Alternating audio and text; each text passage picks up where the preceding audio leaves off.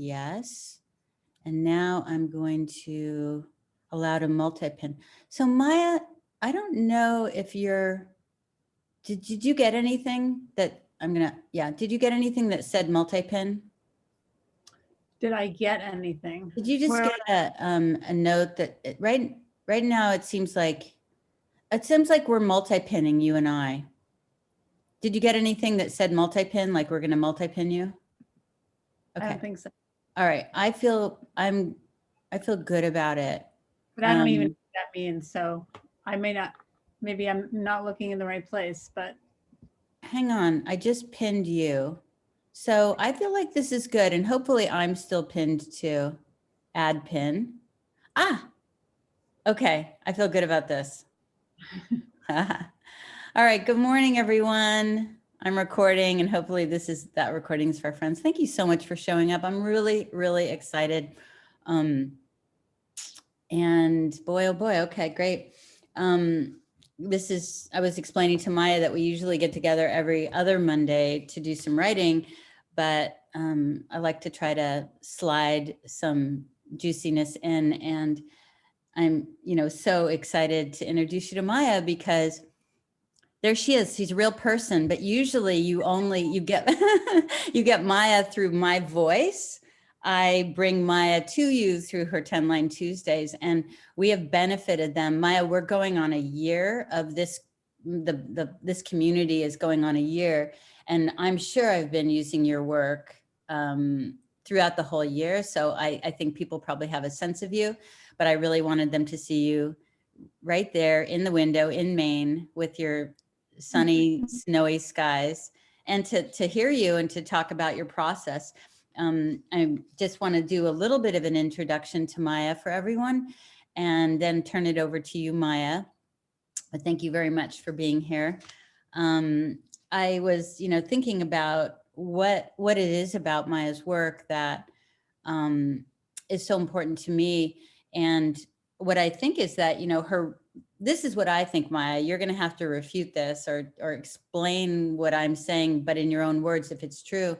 I feel like you write like you live, and that it's not a matter of getting on the page because you've got this talent and something extraordinary actually, but that, the way that you write is the way that you live, which means that it's not about that talent, but it's a way of walking through the world and noticing and taking in and letting things touch you. And I feel like if that's true, I'd love to hear about it, or whatever is true, because that's what I'm really interested in for all of us. Isn't that we, have this extraordinary talent, but we have a talent for something, which is this sort of big noticing and stuff. So I want to talk about that.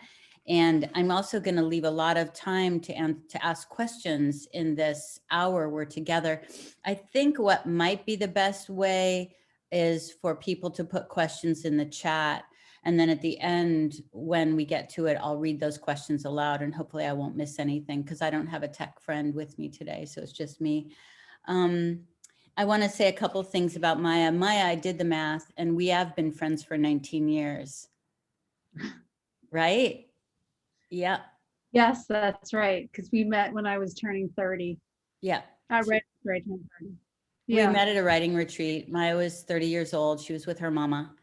And so, since that time, 19 years, that's pretty crazy. I've done so many things with Maya. I mean, we've lived together, we've written together, we've taught together, we've traveled together. It's been a wonderful, wonderful world for us. And I've always been riveted by your work. I feel like it's a touchstone. It always has been. The 10 Line Tuesdays are a kind of, I feel like you're sort of a sage for the times, which I know is a kind of a heavy thing to put on you. I don't mean it like that. I just mean that I rely on your intelligence, your emotional intelligence, to sort of help me as a reader, as a human being alive, move through the world and to catch a glimpse of something. And I feel like that's one of the things you're really, really good at. You're really good at naming things really accurately in a very succinct way. And I appreciate that, and I rely on it. And I'm sure that I aim to write to bring that into my writing. I was going to say write like you, but you know, that's not accurate. You write like you, I write like me, but I have to think that we've sort of gone to bed with each other's sensibility in the background. And that's what I mean to share with everyone. A couple other things before we get started. I wanted to say that, you know, you live in Maine, you grew up in California, Israel, and the East Coast. Would that be accurate? Not really California. Yes, I guess that's true. That's right. Okay. I was born in Canada Okay. and in Israel until I was 7. And then I moved to Virginia, where I had a Southern accent for 2 years, then California, then New Hampshire, and then back to California for me as a young adult. Wonderful. Does that mean you have a Canadian passport? I don't. I'm eligible for one because I'm eligible for one because I was born there. So if times get desperate, which they did a couple of years ago, I thought, well, I might pursue that. But so Wonderful. Yes. I wouldn't be surprised. I don't know if a lot of you know Maya, but I just want you to know she's a writer, but she's so much more. And she has done so many different projects, one of which was, I want to say, riding across the country on a bicycle, hauling a manual typewriter, writing poems for people. But it wasn't entirely across the country. Where was that ride, that first ride? Well, the first ride was Massachusetts to Wisconsin. Second ride was from Colorado to Wisconsin. So with the manual typewriter. With the manual typewriter behind me on my bicycle. Yeah. So there's a lot of things Maya is, and we could spend the whole hour talking about that. But how I want to enter this conversation is to tell you what an interesting cook she is. And the reason I say that is because I think the way you cook to me is the way you write. And I've experienced this many times where I've seen Maya open the refrigerator, stand there, look at things, take out one lemon or one pear or something and make an entire meal out of one lemon.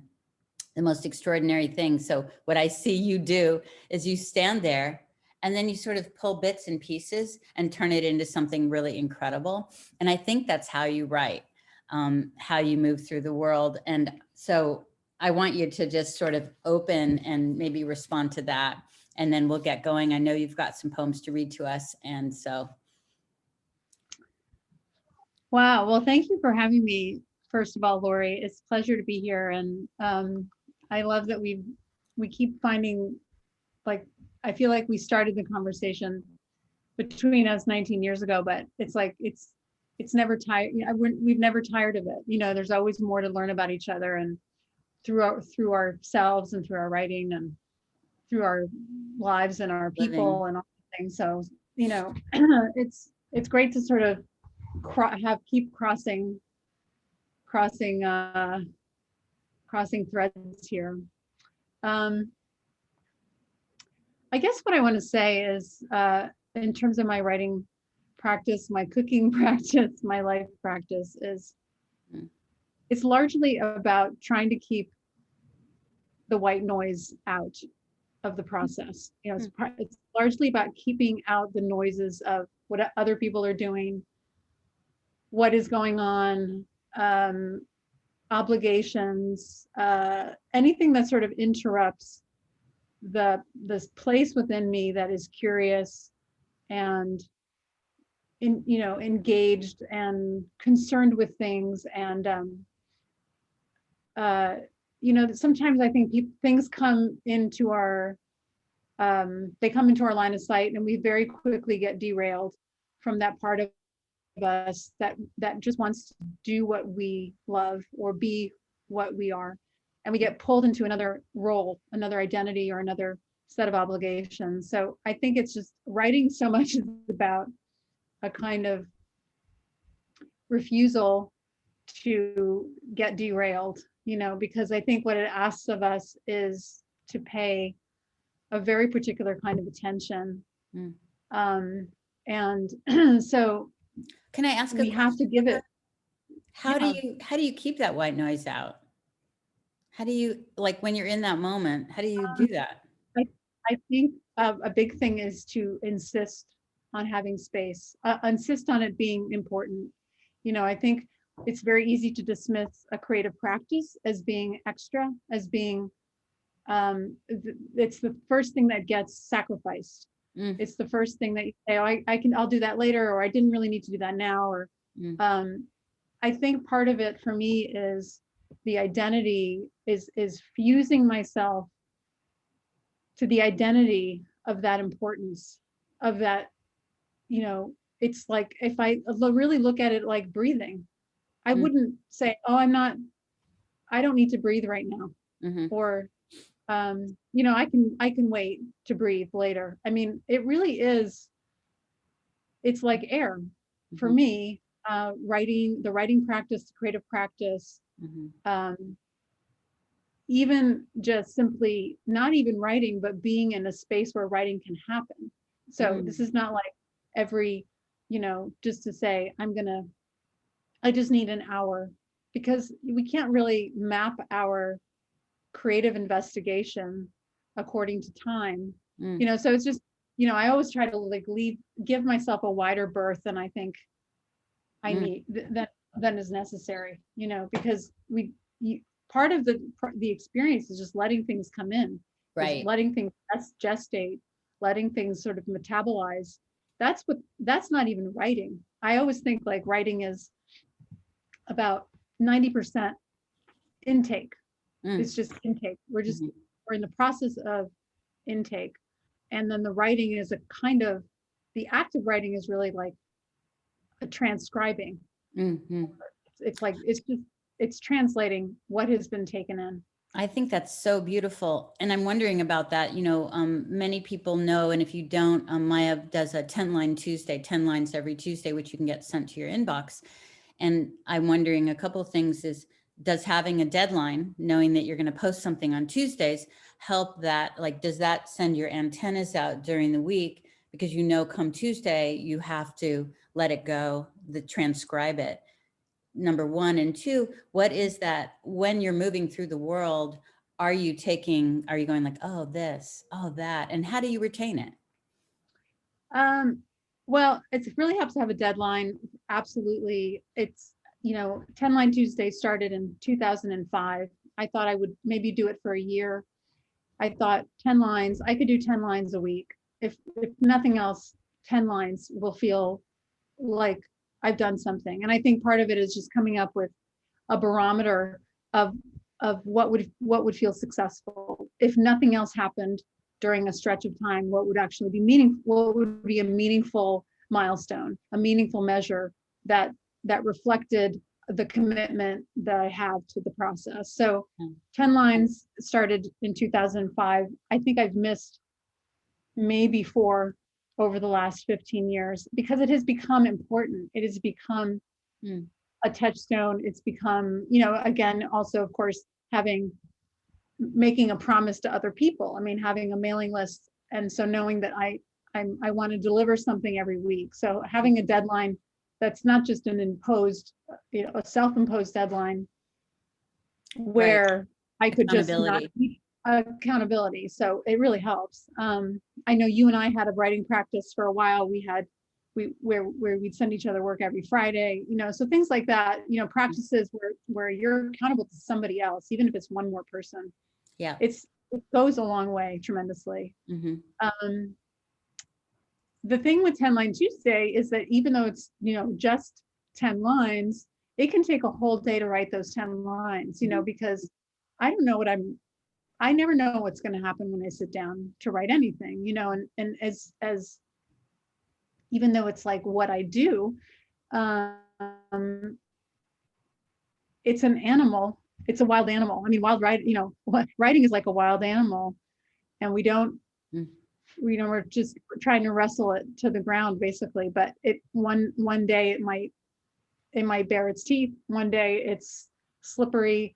It's elusive. So I always have to kind of accept that when I'm sitting down to write, that mm, um, mm, I don't know what's going to happen. I don't have control over what's going to happen.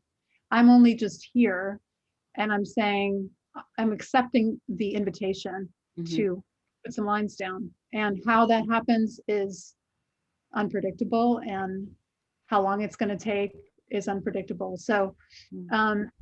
I'm sure that like over, I imagine over time, um, I, because I know it's happening, I know I've got a Tuesday, at least one deadline a week.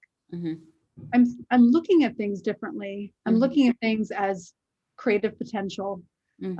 I take photographs a lot of the time. That's kind of bookmark, because I often include photographs with my 10 line Tuesdays. So Mhm. I think visual references are super important. They can also be jump starts for a lot of, I would, many times I may not know what to write about. So I just Mhm. look through photographs I've taken, and um, that might be the origin of something that I I didn't know existed, And I think that's right. I mean, like, I know for myself, when I'm wandering through the world and taking a photo, it's because something's calling to me. So, it's a lot of times just like it's listening for the call is the tiniest thing. Like, Yeah. don't you feel like this is like, for a while I saw you taking photos of trash, just like bits that have like washed up on the shore, so it's like paying attention to the things that might not be seemingly attention worthy. I think that's true. I think that it's a kind of uh, how do I want to say it? It's just writing is about seeing a macro view, but also in a very micro way. Like That's what you do really well. what's interesting about for me about making anything into a piece of writing is it's demanding of me to really look at the subject, look at my feelings about it, look at the sort of topography that's surrounding that experience. So it's it is a kind of micro attention, but thinking of it as meaningful. Yeah. What does it mean? Like asking yourself, what does that mean? That's about opening up to the larger, the larger impact of the Right. small. It's like that the way that we want to write is we want to focus in on the details, but crack it open to reveal the universal application where we all fit in. And you do that so well. You take us into a world and then you crack it open and we're in it with you, not just having your experience, but having our experience. And I think that's a very mercurial kind of thing. I don't know if you're aware of doing that, but you do something that I've seen you do it a lot, where you ask a question at the end. Mary Oliver does that too, where you ask a question. Sometimes you'll open up a question and it becomes a universal question. Well, one thing I've been playing with lately is the idea of not of the end of a poem not solving a problem. I You love know, that. the end of a poem is the equivalent of like opening a door into Mhm. the next thing, whatever that is. Not you know, I always want to feel when I'm writing something, I want to feel moved by it myself. That's the biggest Of demand. course. It's like, Right. how does it make me feel? And so the more personal I get, the more attentive I am to what something means for me, the Mhm. more impact it might have on somebody else. I think when you start with the broad stroke and say, "Oh, I'm gonna make people feel this way," it's like the piece gets lost immediately because we've lost our connection, we've lost our relationship with it. And Well, so it's so important that you have this like first generation mm, relationship, mm. and um, there's currency there for you first and foremost before it can have any meaning for anyone else. I think so. And we talk a lot about that in wild writing, that there's a kind of generic way that we can get theoretical. We can speak to the big picture, but it often will sound more preachy and less embodied.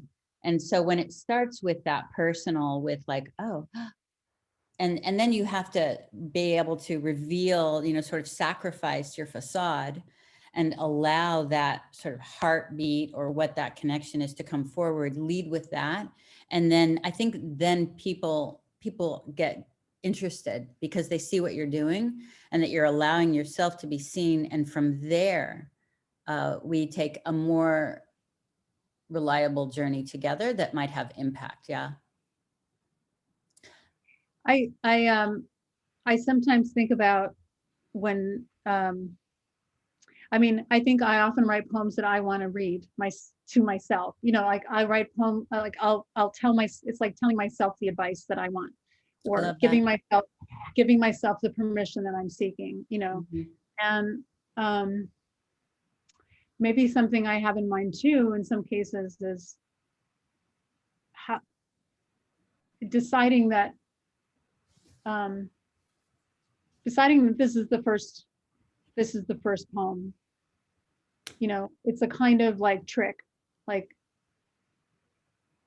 because of course we have subjects that we always circle around, and it's sometimes, I was actually speaking about this in one of my writing groups this morning, that why is it that certain subjects or certain experiences or certain memories you keep sort of gnawing like a bone. Mm-hmm. And sometimes you just have to pretend that you've never written about it before, because it's like, who cares anyway, right? I mean, who cares who's really watching or who's really paying attention? But if something is really of interest to you, it means. Oh, Maya, you froze for us. Hopefully you'll come back. Oh, Maya. I wish I could finish her sentence. Or how much a thing can be meaningful to you. Well, I want to ask you, and I'm going to have you read some of your 10-line Tuesdays and also kind of break it down for us and show us how they happened. But I have a question. You froze for a minute, so you're cool now. But what about the critical mind? And I don't want to get too deeply into that, but everyone deals with that. You were saying, pretend like it's the first poem. What kind of, when you talked about that white noise that you have to let go of, is that part of the discipline of sitting down, of taking all those other voices, like who cares, as you're writing out of it? Like, how do you do that? How do you deal with that? I know I should have an answer. Do you have those voices? Do they come? I think that when I'm looking at my own writing, I'm my worst. I'm like, my worst critic in that way. That I know when something is ringing false. One of the things that I have to do is read my poems out loud to myself. It's great. Because we know our own habits. We know our own cheat sheets. I think that when you've been writing for a long time, you sort of, I think you talk about with wild writing is like, write past your intelligence, like write badly, write, if we're writing anything true, it will surprise us. It won't be like, oh yeah, I've been there, done that. It's like, I want to write something that surprises me. And so if I'm writing something that feels like I've plugged in, and I know how to do this because, I've been writing, I know how to make something sound better, but that doesn't mean that it's a better poem or it's a better piece of writing, just because I've added more words to it or added some fancy words. I can tell when I've cheated. And I just have to be really honest and rigorous about that. Right, exactly. I was going to throw in, like, this is my cheat, is like, all I have to do is throw in a grandmother in a pool, and then we're back at, a big cheat for me, a central story, but not necessarily one with more curiosity, just like, oh, I'll throw these things in and then boom. Here's what I want to ask you. These 10 lines really quick. Do they start messy? Do they start with more than 10 lines and then they get whittled? Maybe you should just move Yeah, right I into mean, the work. I think that I've started over time, over, a period of years of seeing the structure of it. That the first couple of lines is sort of the intro. Mm. Then somewhere in the middle, there's a concern or a problem or a tilting point. Hmm. And then somehow I get to where the end is. And the end could be a kind of breaking open of something. Mhm. But so like, I just know that I have to, it's a very efficient form. So I don't have a lot of time to mess around, Why don't you like jump I don't in? have a lot of time. Sorry, you want me to jump in? Yeah, jump in. Would you Okay. read us a poem and then maybe break it open for us a little bit and show us how it happened? Okay. So, hold on one second. Okay. And I see there's a question in the chat and I will get to it. Yeah. So, I'll read one of my recent 10 lines. It's called Nevertheless. And it came out of a writing prompt that I used in class. And it's a poem by Jane Hirschfield. It's called Today When I Could Do Nothing. It's a beautiful poem. I can put in the, if you want, I can put it in the Chat? chat box, Okay. the link to the poem. Or I can, yeah. Here, I'll just, if I can do it here. So today when I could do nothing, and there's a line in the poem toward the end, it just says, how is your life? Mm. How is your life? And I thought, and so that was one of the prompts I used. I wrote a whole piece about how is your life. And I talked about, second cups of coffee. And I talked about, a bunch of other rambling things. And then the poem, I actually just kind of decided for this that I would just kind of like, almost like a ruthless paring back, Mm. of my own words of this sprawling poem. And like, was there a poem in there? So I use the starting line, how is your life? And I can read that. So it's called Nevertheless. How is your life? Is it howling, looking like it might take something down? Deb in a hospital bed, her ankle wrapped in towels. On the way back from the hardware store, I said, I just don't want to break anything. We're all holding our breaths, waiting for something concrete to arrive. We have grooves behind our ears. All the edges are gone, the handholds. We have become people who could lose it, fall apart simply out of weariness. Outside, the wind chimes are whipping against the branches. A slice of lawn peeks out between two swaths of snow. It's hardly spring, but time is advancing either way. This new crease to my eyelids, this slight groan of my body. Nevertheless, a solitude I've been craving for years. The person I hope to remember when it ends. Beautiful. We used it. You used it. We used it in class. Yeah. Wow. Okay, well, good. So I can tell you some of the lines that came out of the prompt. The line about Deb was in my long sprawling. It says, Deb, that photo from the hospital bed, her ankle swathed in towels. On the way back from the hardware store, I said to Liz, I just don't want to break anything. Outside, and then later in the piece, outside the wind chimes are whipping against the branches. A slice of lawn peeking out between the swath of snow. Later on, this new crease to my eyelids, the slight groan of my body. Part of it is just not trying to make a complete story. I think that, we can do that with so few details. I've been working a lot on just letting fragments tell the story, just, kind of like you do with the story slices.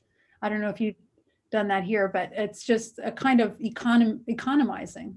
And they can independent. And maybe, yeah, and it's like a little bit like that white noise. Sometimes the white noise is like the idea that we should have a complete sentence in a page, so should I get to some of these questions, Lori? I don't know. Could What you, do you want to do? I promised to get to the questions. I promised to get to all of them. Okay. What I All just right. heard you do is I heard you read it beautifully. And then I also heard this wonderful thing you just told me, which is that sometimes these feel like separate lines. And yet this is what's coming through you as you sit down to focus. And that's kind of like when I'm talking about just say yes to what's coming. Just get, like opening your door and setting the table for dinner, opening the door, not sure who's going to come in, and giving the folks who come in, the lines that come in, a place at the table, right? Trusting Yeah, that like we're all here for really, dinner. yes, and allowing for their space to be that's of things that are not said, because the Mm, person reading the poem is the kind of binding glue, and so they're bringing a kind of connection that may be different. Nothing has to be explicit. I mean, there's enough that has to be said that we can create a narrative. right. But also, I mean, it's not entirely like tea leaves at the bottom of a cup. Like, what do all these random things have in common? Let's make a story. But I mean, when I'm writing, I am trusting what's coming. I may not see the overt connections, but I have to trust that oftentimes they're there. Is that your Yeah. experience? Yeah, and you just keep piling on until I sometimes you have Right, to overwrite. Sometimes you just have to overwrite right, and say more and then right. realize, okay, well, that wasn't totally necessary. Like Yeah, the you can always, extraction. it's like a haircut, I was really, just gonna say, yeah. which is it's another great metaphor because Yeah, you know, or people or sculptors who work with marble. I mean, you just the cutting away right. until there's a shape. And Hmm. sometimes you'd be shocked by how much can go for it Yes, to still pull together. yes. Sometimes Cut.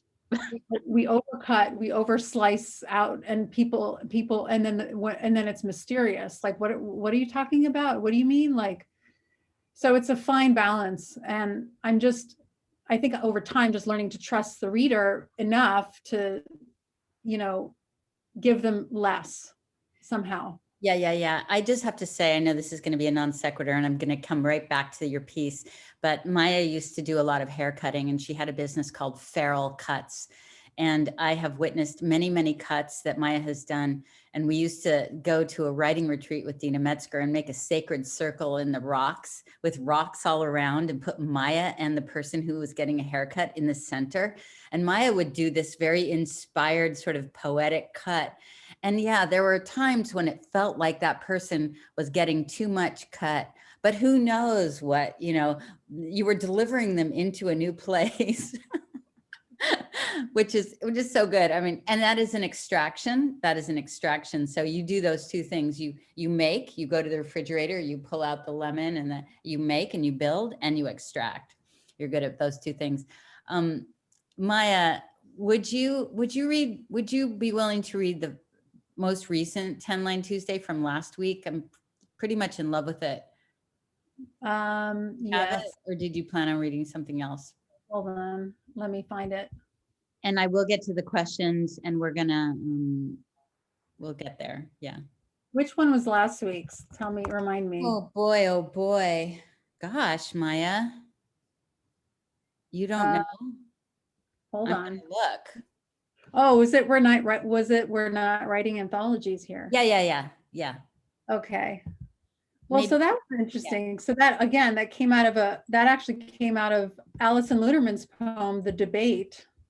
It's interesting to kind of chart this journey, right? Because I don't normally do this, but because I've been teaching lately, and I've been bringing other people's poems to my classes, I do the free write out of the poems, and then maybe I've been cheating with my 10 lines, because then I'd just go back and read my free write and try to extract a poem out of it. But normally the 10 lines are really very separate out of, they're just distinct units. But that particular poem also came out of a free write. And the poem was called, the poem that we started with was The Debate by Alison Luterman. It's a wonderful, wonderful piece about her uncle and her dad fighting over their childhoods. And there's a line in the poem, a phrase, this unwinnable argument. It's right at the end. And she's saying basically, I don't want this argument to end. I want this she says, I want this unwinnable argument to continue forever if possible. I want the Brooklyn music of their voices entwined in a duet with no resolution. I want the song, half lament, half exultation, to go on and on and on. Yeah. Just that's so beautiful. And so I wrote a poem, not a poem, I wrote a piece, and it was from that line, the unwinnable argument. And the very end is of that piece, I wrote a line. I'm kind of writing about, maybe I'll just read you this little slice here. Okay. Just because this is the sound of real life happening, right? This is like me writing without really knowing where it's going. I don't know, this is part of the piece. I don't know where to go from here. I'm smelling the granola I baked this morning. It's drifted from the kitchen to porch, swirling around, thanks to the vent coming from the heater. The snow is melting by small degrees, but in the shade, the patches of ice look catastrophic. Certain days, I feel like I can take a whole deep breath. Today might be one of them. The text from Charlie this morning, like a kind of full circle. The message from my mother and a link to a Zoom call. My nephew on the near horizon. It isn't the same as being in the same room, but it's enough for now. Just like maybe putting my hands on a keyboard and letting the ramble take me is enough. We're not making anthologies here, I said, and I think what I meant was be gentle on yourself. Start where you are. It is enough. It is more than enough. So that was the end of that piece. Yeah. So beautiful. I hope everyone can hear how simple those details are, and that it's really just a matter of sort of opening up your life in these moments, in these slices. Yeah. Maya, that was beautiful. So, you're going to read from the 10 line. Yeah, I'll read the poem. So I took the line, we're not writing anthology. I think I said, we're not making anthologies. I switched it. We're not writing anthologies here. And I found this photograph I'd taken of a stack of old National Geographic magazines from like some books, ancient, like some, yeah. Ancient, like antique shop or something. There was this beautiful stack, and I'd taken this sort of slice of their spines. So I used that for the image. We're not writing anthologies here. We're just trying to eat more leafy greens and cut down on electronics, trying to watch our caffeine intake and get a little exercise. We're just trying to write more letters by hand and look people in the eye, trying to give advice to our children without having the door shut in our faces. We're just trying to pick up the trash off the street so the neighborhood doesn't start looking like the poster child for neglect. And for that matter, we're trying to do the same with our own wackadoodle minds, plying them with jigsaw puzzles so they won't go sour.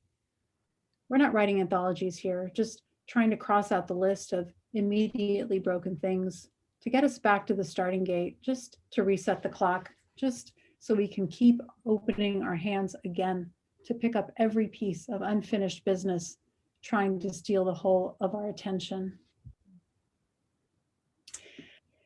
There's a world. Wow. Beautiful. Love it. Yeah. I think, if there's any sort of action that is pretty consistent with my writing practice is a kind of drilling down. It's okay to I sort of give myself this permission to be obsessive and to keep going into either it's a prompt, to keep returning. It's kind of like to keep digging at that. How dogs dig at that same pile in the grass. Right. It's that sort of thing of let yourself be obsessed with an image or a thought, and it's like a right. It can just kind of you can keep going back Deeper. and doing something with it. I think that's when we do that in wild writing, we're returning to the jump off line, because it helps us do that. It's like, let's take another pass. Let's take another pass. We're, hey, Maya, I bet that let me go through some of the questions. Okay. Yeah, Okay, great. I can see Um, it. what? I Let can me see read them to you.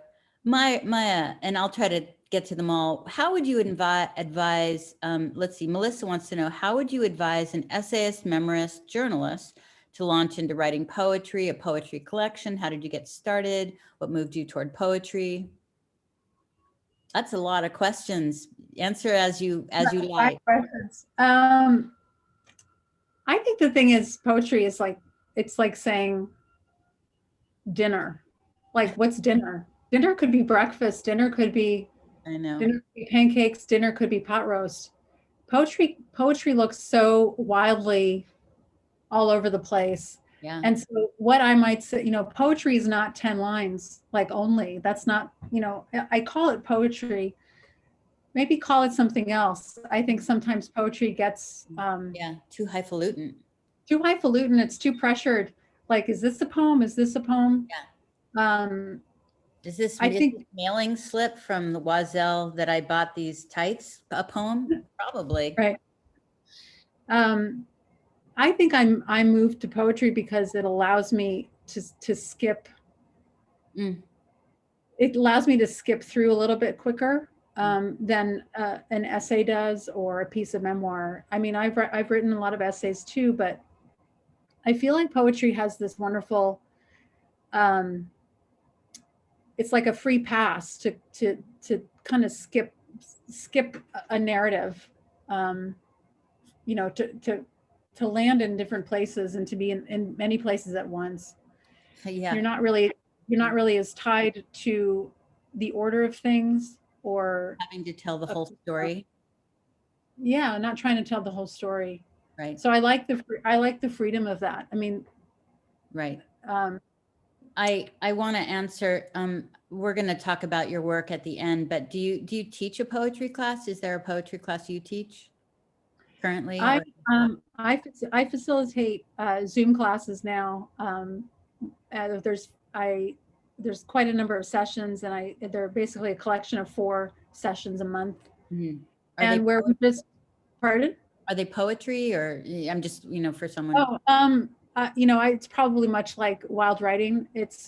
I use prompts like poetry, and I use prompts like, I can tell you all the crazy prompts I've used. Yeah. But I use artwork as prompts. I use my junk mailbox as prompts. So there's always like a really mulchy collection, and we write from that. And we write for about 20 or 25 minutes. We share our work. Yeah. And it takes the form of mostly just, it's like a free write. It sounds like dinner. It sounds like a good dinner. Yeah. Sue Ann wants to know, would you talk about your process with regard to pulling some of your pieces into a book or collection? And Maya has had many, many collections that you've published of your work. And so do you want to say something about that? I'm not sure I would say many. Good number, at least 5, right, Maya? From the beginning. Well, so after my first year of 10 Line Tuesdays, I decided to pull those in a collection, because I just, part of deciding to create a collection of work is just to say, this happened. Like, just to give myself this gift of like, hey, you just did this, like whatever it is, whether it's a time span or just simply, I think when I was writing a blog, when it was time, when I decided to stop writing the blog, I thought, I want to collect these poems that are from the blog. It's like a natural ending point to something, where I can start to look at things more critically, and make decisions about organizing and editing and all that stuff. I think it's just like my way of giving myself a gift of honoring a body of work, whatever it is. I just know when it's time. It's just like a feeling of putting a stop to something. It's like an artificial stop, I suppose, but it's a whatever. Again, one of the one of my kind of mantras is nobody cares. Nobody cares. Nobody's watching. Nobody's keeping time. No one's holding the stopwatch out. No one's. So I mean, it's like no. I think this is, if there's any critical that's why I said the worst critic. I mean, the sort of critical mind is my own critical mind, and my own critical mind knows what the truth is.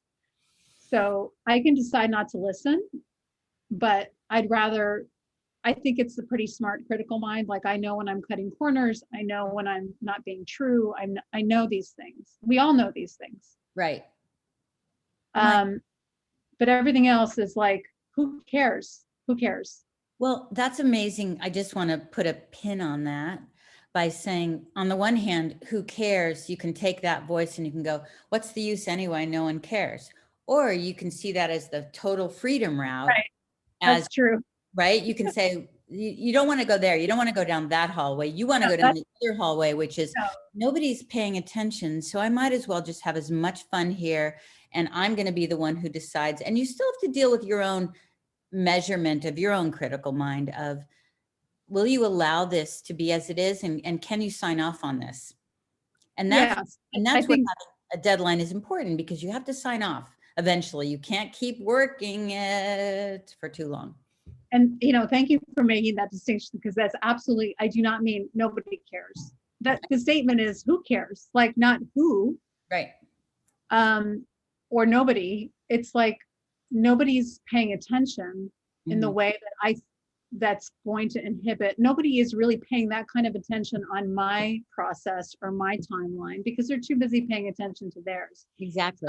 So whatever I decide, it's just having a kind of commitment to that decision and believing that decision is right for you. Yeah. And being tuned into your own frequency, so that's the frequency you hear versus the sort of white noise, as you said, of the world. Yes. Yes. Trust me. So, I mean, it's so arbitrary. I mean, who cares question is like, who cares? It's so arbitrary. Who cares if it's a year of poetry? Who cares if your novel is only 35 pages? I mean, no one is paying that kind of excruciating attention enough to say yay or nay.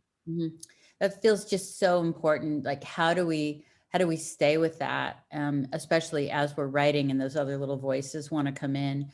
I mean, if all we did as writers was who cares a little bit more, just the freedom and the softness and the receptivity to ourselves is worth the whole thing, is worth the whole thing. I love that, Maya. We could talk about that a lot. I want to get to more questions.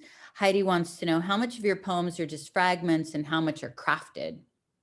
That means, I wonder if Heidi's asking, do you clean them up? Yeah, I have to clean them up. I mean, that doesn't mean to pretty them up. Cleaning them up is different than prettying them up. Cleaning them up means probably more stripping away. Prettying them up is making beautiful things. I don't want to make a beautiful thing necessarily. I want to make a thing that I can get behind and feels like it's teaching me something. And so cleaning them up means disrobing them of artifice. Things that block them, making them a little more naked, a little more revealed. Yeah. Right on. Maya, it seems like you write constantly. All the things you write on Facebook, not just on Tuesdays. How do you do it? Also, a year or more ago, before your book on grief came out, I sent some writings to you about grief and loss, and you responded to me. I'm glad that came next. That was so encouraging. Thank you. That was Barbara said that. Are you writing constantly, Maya? I'm not writing constantly. I'm writing probably more now than I have been a long time. And I have to say, what's probably to blame for that in a good way is this right here, right now practice that I started about 3 years ago. Right here, RIGHT, right here, right now. And it's a kind of, it's been such a freeing place to just do whatever kind of writing, and to actually, I think I've grown a lot as a writer because of it, because I think of it as like a stop, drop, and write. It's a little bit like morning pages, but it can happen at any time of the day for me. And it's just about locating what's in the immediate real estate right here, right now. Like, what's in the immediate real estate? What am I thinking about? What am I looking at? What's on my table? What's in my cup?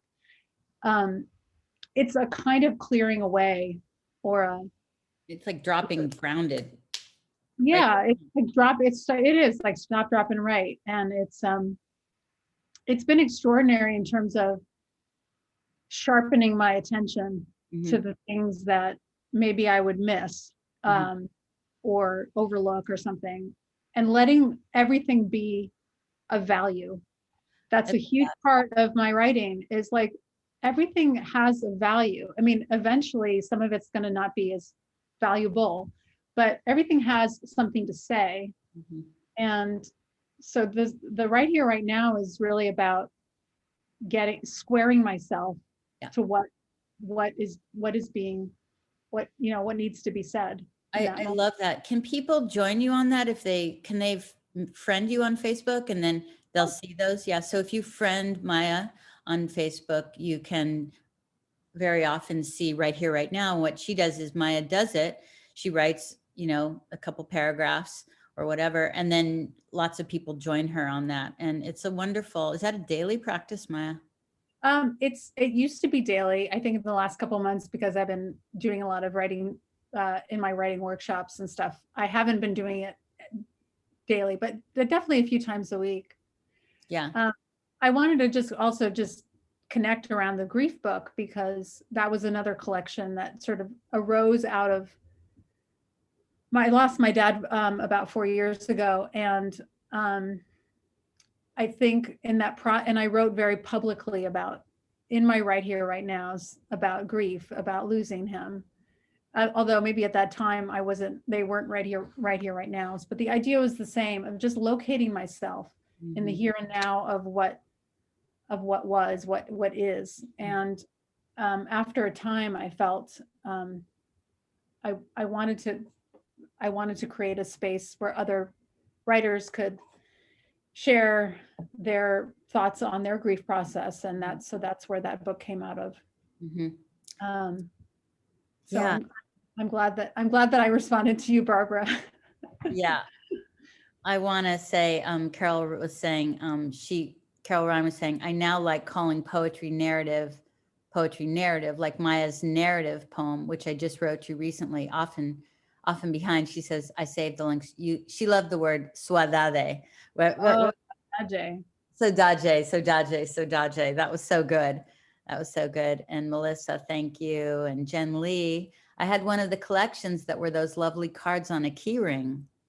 Oh yeah, that's right. I mean, I think part of the joy I get around writing is like thinking of ways that it can be shared in useful ways. Like, it's not just like a flat on a piece of paper. It's like 3-dimensional opportunities for writing. Right. Like you had those coasters you made. Yeah. So I had a bunch of kind of food related poems that I thought, oh, these can go on coasters. Right. So I have a set of these 6 coasters. Right. So I do think about that a lot, is like, because it's not, writing is not just, my writing isn't just for me. I do like to share it, but I also think that thinking about the form that it takes, how it can be kind of manipulated in a good way to give people access to poetry that they, it's like, I've never seen poetry on coasters. So like, why not? Or keyring. That's awesome. Maya, I want to tell everyone that, Maya's doing a lot more teaching these days and a lot more adventuring. You can participate in so many things. At the very top of this chat, I put a link to something that's going to take everyone to your website, but also there's a You have like a free introductory kind of thing. Is it this weekend, next weekend coming up? There's 2 days. It's Thursday of this week, from 10 to 11 East Coast time, and then Saturday, the 20th, from 1 to 2 East Right. Coast. So I just put that in the chat. So if you want to, if you've got the time and you want to experience Maya all to yourself, or to yourself and a bunch of other folks, this is a great way. And also we'll take you kind of everywhere on her website, because I know you do a lot of classes. Do you want to speak about anything else in our remaining minutes? Like, do you want to talk about Toad Hall or anything? Toad Hall. Toad Hall is the name of our house in Maine. So we're actually, my partner and I and our friend Liz, who's been staying with us, are launching a little publishing imprint called Toad Hall Editions. And so we're just in the very early stages of putting that together, and hopefully going to be publishing 2 or 3 books a year. And then there's going to be two literary journals that we're going to be putting out, one for adults and one for kids. And so we'll have a call for submissions for those in the next weeks, I think. So it's exciting, but it's so wonderful. It's like, of course you're moving into publishing and creating a little publishing company in Maine. I think one of the lessons I've learned most from you is you just sort of follow the wind. You just sort of follow what's next. You move toward delight, what delights you. Well, I mean, what else is there in the end, right? And maybe I'll read this poem as a good finish. Good. Because why not? Because who cares? Because who cares? It's called The Miracle. And I wrote it actually when we moved here, when Amy and I moved here. So we moved here to Maine last April. So this was maybe a month or two after. Yeah, a couple months after. The Miracle. The peaches are coming, as Maureen promised. Gone are the pastel blooms I'd cajoled in early May. The branches are bony as we'd found them at our arrival, just after that last snow. The trunk still gnarled as knuckles. 2 weeks ago, and overnight, a witchy fungus overtook the leaves, and I stood fearful at their bloodied tips. The tree's survival is beyond me, and how could it not be? It is a tree, and I, a woman, tiptoeing the perimeter in slippers and rubber gloves, swatting the flies at her ear. Meanwhile, an unseen effort has pulsed steadily on, unrattled by my theatrics. Now, tilted at the notch of certain stems, the beginnings of fruit. And I am alive to see it. I am alive to see it. Sometimes everything turns into the miracle I'd always hoped it would be. Maya, that's beautiful. Thank you so much. Thank you. Brings tears to my eyes, which means I know something about that is true and still very alive in me. Is just the privilege of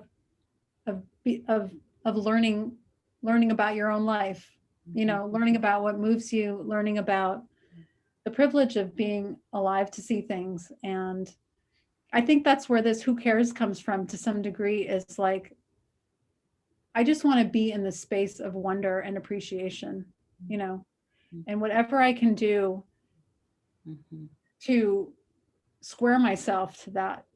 And that sometimes means holding off that white noise, saying no to people or no to things. Because what else are we to do? How else are we to live? So yeah, the sight of those peaches. And it was really, I'd just say it came at the heels of having gone through a bit of a medical crisis. So it was felt particularly poignant after emerging out of that to be present to that and to sort of be reawakened to why we're here. What else is there? Thank you so much, Maya. Really, really appreciate it. And thank you everyone for being here. Thank you so much. I hope that you participate with Maya in some way. She's out there, and isn't that the best that we have access to people like Maya? And thank you so much. Gosh, everything. Some people are asking me to post some things on the Facebook page, and I will. We'll get to some of that, but gosh. Thank you, Lori. Thank you to everybody. Thanks for listening. Yeah. It's a pleasure to be here. Yeah. Gosh, thank you. All right, everybody, have a wonderful day, a wonderful week, and I'll see you real soon. Okay. Thanks, everyone. Bye-bye, everyone. Thank you. Maya, thank you so much. Thanks, Lori. I'm going to shut this down, Maya, and then I'll get on with you real quick or something. Okay, perfect. Bye, guys.